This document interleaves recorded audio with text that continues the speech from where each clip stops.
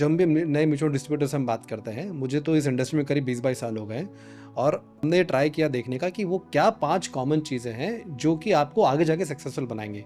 तो आज मैं वो चीज़ें आपसे शेयर कर सकता हूँ। सबसे पहला, basic knowledge of mutual funds लोगों को होनी चाहिए।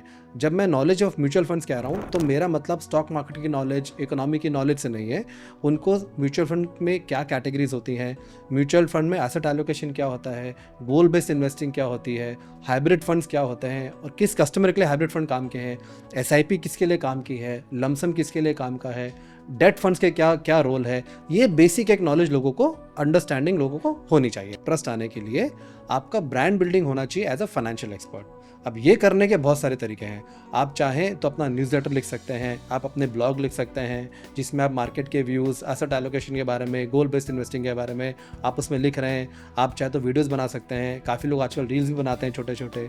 तो ये सब जब चीज़ें हम करते हैं तो इससे हमारा ब्रांड बिल्डिंग होता है एज अ फाइनेंशियल एक्सपर्ट। हम आते हैं तीसरे पॉइंट पे, राइट। देखिए, कोई भी बिजनेस हो, चाहे वो म्यूचुअल फंड डिस्ट्रीब्यूशन का हो, चाहे आप कुछ नया चालू कर रहे हो, यदि आपको इनिशियल छोटा सक्सेस मिल जाता है तो आपका कॉन्फिडेंस और मोटिवेशन लेवल एक बहुत बूस्टअप हो जाता है। तो उसके लिए मेरा ये सजेशन रहता है लोगों को कि आप चालू करते समय आपके पास में एक प्रॉस्पेक्ट लिस्ट होना चाहिए, जिससे कि आपके पहले 3 से 6 महीने में 20, 25, 30, 40 क्लाइंट्स आपके बन सकें। चौथा पॉइंट को, ये बड़ा सूक्ष्म है, बड़ा माइनर बात है, वो है ऑपरेशंस। और ये सबसे ज़्यादा लोग इसमें ध्यान ही नहीं देते हैं। कब ध्यान देते हैं? जब फंस जाते हैं, right.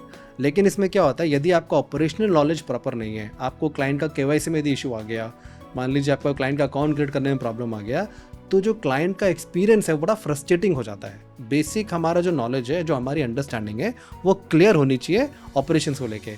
Last but not the least is value proposition. What do you as a mutual fund distributor stand for? क्यों मैं आपके साथ में काम करूं और ना मैं डायरेक्ट प्लेटफॉर्म्स पे जाऊं या फिर मैं किसी और म्यूचुअल डिस्ट्रीब्यूटर के साथ में काम करूं? क्यों मैं आपके साथ में काम करूं?